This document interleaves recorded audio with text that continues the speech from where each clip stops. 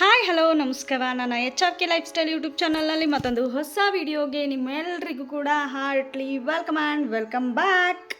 ಮೂವಿಗೆ ನಮ್ಮಪ್ಪ ಎಡ ನನ್ನ ಮಗಳನ್ನ ಎತ್ಕೊಂಡು ಮುಂದೆ ಕೂತಿದ್ವಿ, ಅವಳು ಕೈ ತಪ್ಪಿಸ್ಕೊಂಡು ಹಿಂದೆ ಹೋಗಿ ಒಂದೇ ಕೂತೈತಿ. ಶನಿವಾರ ಭಾನುವಾರ ಬಂದ್ರೆ ಇಲ್ಲಿ ರೈತರಾಗೋಗ್ಬಿಡ್ತವೆ ನಮ್ಮನೆ. ಥಂಡಿ ಥಂಡಿ ಚಳಿ ಚಳಿ ಲೈಟ್ ಸೀಸನಲ್ಲಿ ಸೀಸನ್ ಫ್ರೂಟ್ಸ್ ಎಲ್ಲ ತಿನ್ಬಿಡ್ಬೇಕು. ಹಾಗಾಗಿ ನನ್ನ ಮುದ್ದಿನ ರಾಜ್ಕುಮಾರಿ ಒಬ್ಳೆ ಕೂತಿದ್ದಾಳೆ. ದೊಡ್ಡಪ್ಪನೂ ಮಗಳನ್ನು ಹೆಂಗೆ ಕೂತಿದ್ದಾವೆ ಇಬ್ಬರು ಆರಾಮಾಗಿ ಹಿಂದೆಗಡೆ ಸೀಟಲ್ಲಿ. ಥ್ಯಾಂಕ್ಸ್ ಸ್ವೀಟಲ್ಲಿ. ಯಾವೆಲ್ಲ ನನ್ನ ಯೂಟ್ಯೂಬ್ ಚಾನಲ್ನ ಸಬ್ಸ್ಕ್ರೈಬ್ ಮಾಡ್ಕೊಂಡು ನೋಡ್ತಾ ಇದ್ದೀವಿ ಎಲ್ರಿಗೂ ಕೂಡ ಥ್ಯಾಂಕ್ ಯು ಸೊ ಮಚ್. ಹಾಗೆ ಇನ್ನೂ ಯಾವೆಲ್ಲ ಸಬ್ಸ್ಕ್ರೈಬ್ ಮಾಡ್ಕೊಂಡಿಲ್ಲ ಪ್ಲೀಸ್ ಹೋಗಿ ಸಬ್ಸ್ಕ್ರೈಬ್ ಮಾಡ್ಕೊಳ್ಳಿ. ಹಾಗೆ ಪಕ್ಕದಲ್ಲಿ ಕಾಣೋ ಬೆಲ್ ಬಟನ್ ಕೂಡ ಕ್ಲಿಕ್ ಮಾಡಿ. ಹೀಗೆ ಮಾಡೋದ್ರಿಂದ ನಾನು ಮಾಡೋ ಎಲ್ಲ ವಿಡಿಯೋದ ಫಸ್ಟ್ ನೋಟಿಫಿಕೇಶನ್ ನಿಮ್ಗೆ ಬರುತ್ತೆ. ಆ್ಯಂಡ್ ಈ ವಿಡಿಯೋ ಇಷ್ಟ ಆದರೆ ಲೈಕ್ ಮಾಡೋದನ್ನ ಮರಿಬೇಡಿ. ಹೋಪ್ ಎಲ್ಲರೂ ಚೆನ್ನಾಗಿದ್ದೀವ ಅಂತ ಅಂದ್ಕೊಂಡು ಇವತ್ತಿನ ವಿಡಿಯೋನ ಸ್ಟಾರ್ಟ್ ಮಾಡ್ತಾ ಇದ್ದೀನಿ. ಇವತ್ತು ನಮ್ಮ ಮೂವಿಗೆ ನಮ್ಮಪ್ಪ ಎಡ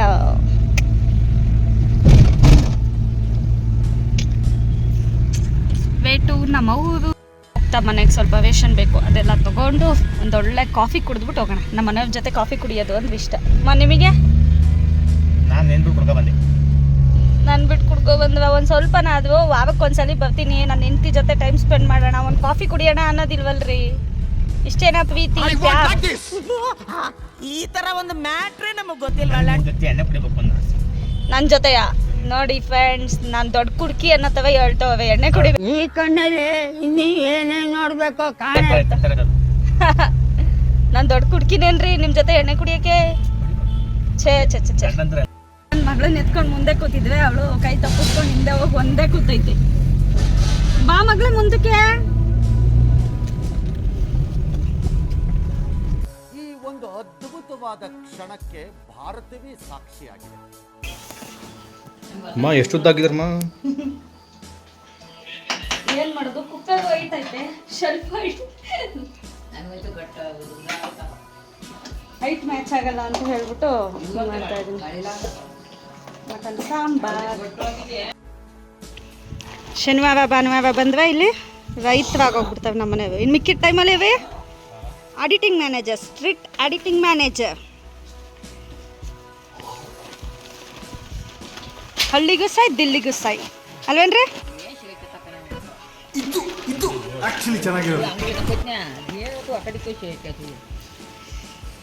ಎಷ್ಟಿದಾವೆಮ್ಮ ಇಲ್ಲಿ? ಇದು ಥಂಡಿ ಥಂಡಿ ಚಳಿ ಚಳಿ ಲೈಟಾಗಿ ಬಿಸಿಲು ಸಕ್ಕದಾಗಿದೆ. ನನ್ನ ಮಗಳಿಗೆ ಪ್ಯಾಕ್ ಮಾಡಿದ್ದೀನಿ, ಅದ್ರ ಕಿವಿಗೆ ಗಾಳಿ ಹೋಗ್ತಾ ಇದೆ. ಕೊಡೆ ಮುತ್ತು ಕೊಡೆ, ಮುತ್ತು ಕೊಡೆ. So cute, so cute. One more kiss.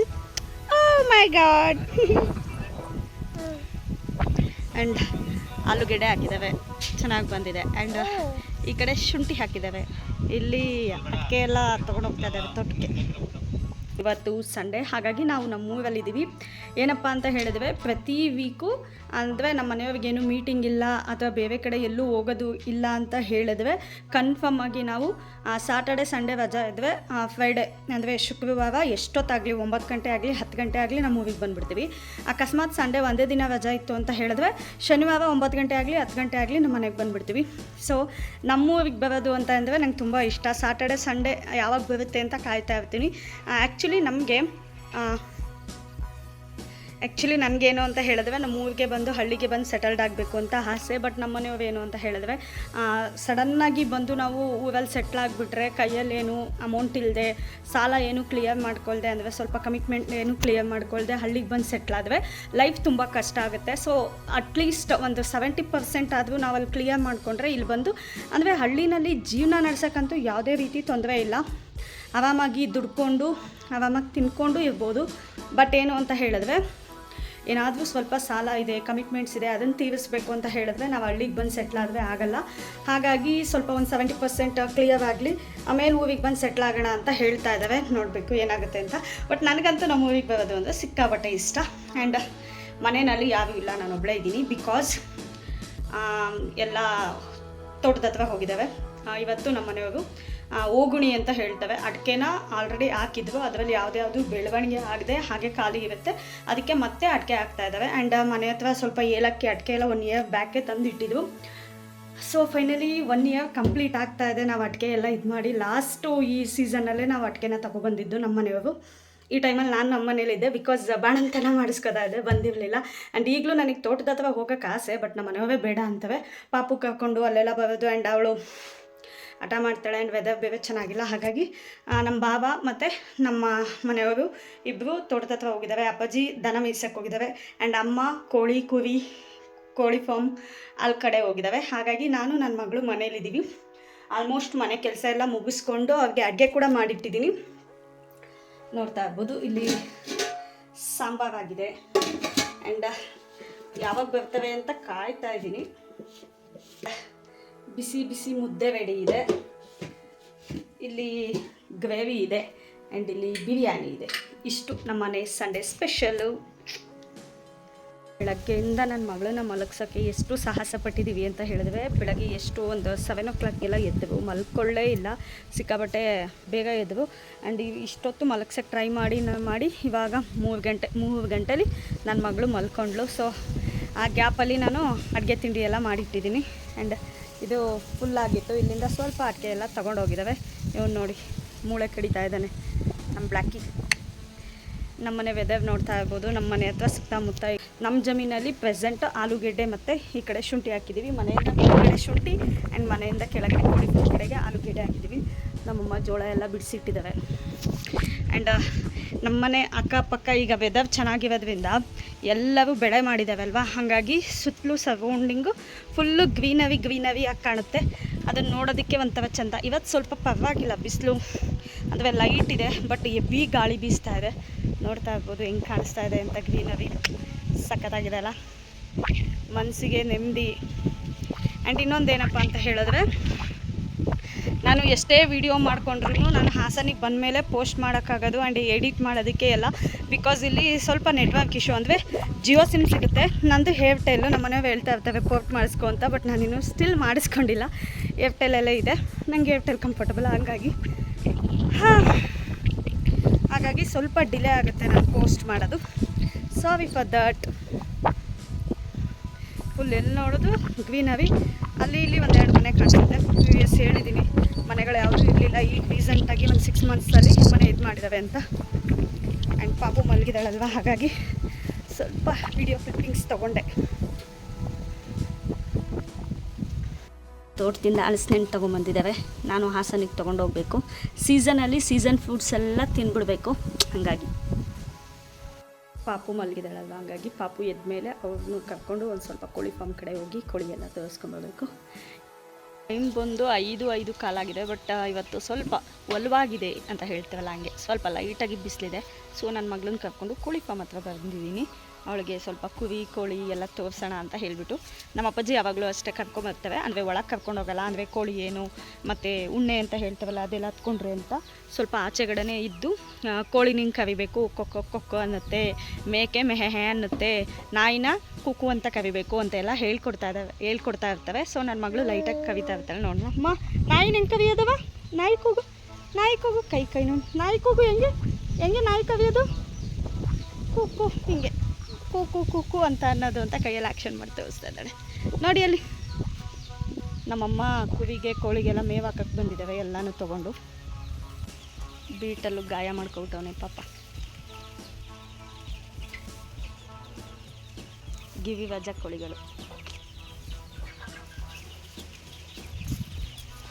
ನಮ್ಮಮ್ಮ ಊಟ ಮಾಡಲಿಲ್ಲ ಅಂತ ಅಂದ್ರೂ ಪ್ರಾಣಿಗಳಿಗೆ ಕುರಿ ಮೇಕೆಗೆಲ್ಲ ಟೈಮ್ ಟು ಟೈಮ್ ಹಾಕ್ಬಿಡ್ಬೇಕು.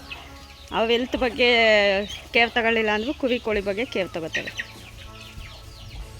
ಎಲ್ಲ ರಾಗಿ ಅಕ್ಕಿ ಹಾಕ್ತಿದ್ದಾವೆ. ಅವಕ್ಕೆಲ್ಲ ಸ್ವಲ್ಪ ನಾನು ಹಾಸನಿಂದ ನಾನು ಬಿಸ್ನೆಸ್ ಮಾಡ್ತೀನಲ್ಲ, ಆವಾಗ ಸಿಪ್ಪೆ ಉಳಿದಿರುತ್ತಲ್ವ, ಸೌತೆಕಾಯಿ ಸಿಪ್ಪೆ, ಕ್ಯಾರೆಟ್ ಸಿಪ್ಪೆ, ಈರುಳ್ಳಿ ಸಿಪ್ಪೆ ಅದೆಲ್ಲ ತಂದಿದ್ದೆ. ಸೊ ಆ ಸಿಪ್ಪೆಗಳನ್ನ ಕುರಿಗೆ ಕೊಟ್ಟಿದ್ದಾವೆ. ಕೋಳಿಗಳಿಗೆಲ್ಲ ರಾಗಿ ಅಕ್ಕಿ ಹಾಕಿದ್ದಾವೆ. ನಮ್ಮೂರಲ್ಲಿದ್ದರೆ ಯಾವುದೇ ಒಂದು ವೇಸ್ಟ್ ಆಗೋಲ್ಲ. ಲೈಕ್ ಅನ್ನ ಉಳಿಲಿ ಅಥವಾ ಏನಾದರೂ ಸಾಂಬಾರು ಉಳಿಲಿ ಅಥವಾ ಅನ್ನ ಸಾಂಬಾರು ಹಳಸ್ಲಿ ಅಥವಾ ಏನೇ ಆದ್ರೂ ವೇಸ್ಟ್ ಆಗೋಲ್ಲ. ಯಾಕೆ ಅಂದರೆ ಪ್ರತಿಯೊಂದನ್ನು ಮಿಸ್ರಾಗಿ ಹಾಕ್ತೀವಿ.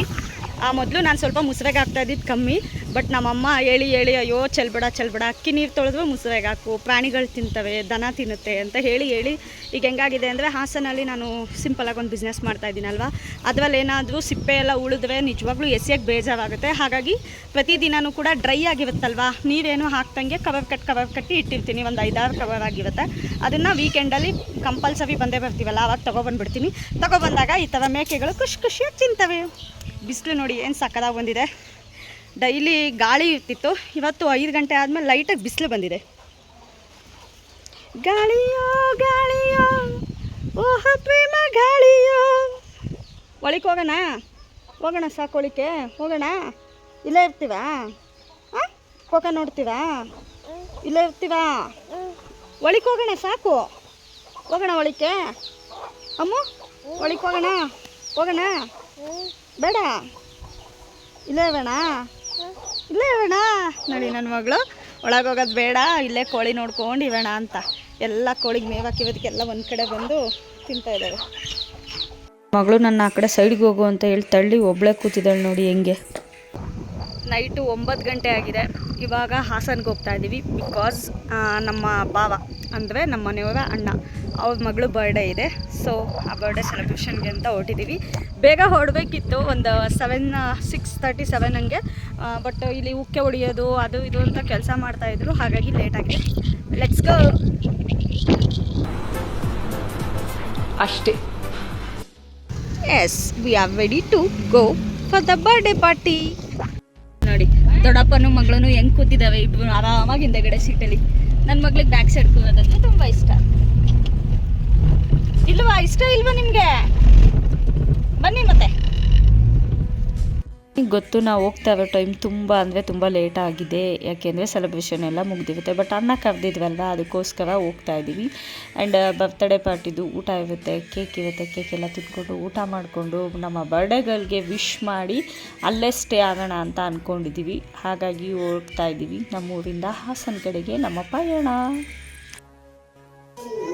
Happy birthday. ಥ್ಯಾಂಕ್ಸ್. ಸ್ವೀಟಲ್ಲಿ ಇದಾಗಿತ್ತು ನನ್ನ ಇವತ್ತಿನ beautiful vlog. Thank you so much for watching with lots of love. ಮತ್ತು ನೆಕ್ಸ್ಟ್ ವಿಡಿಯೋದಲ್ಲಿ ಸಿಗೋಣ. ಅಲ್ಲಿವರೆಗೂ take care, bye, love you all.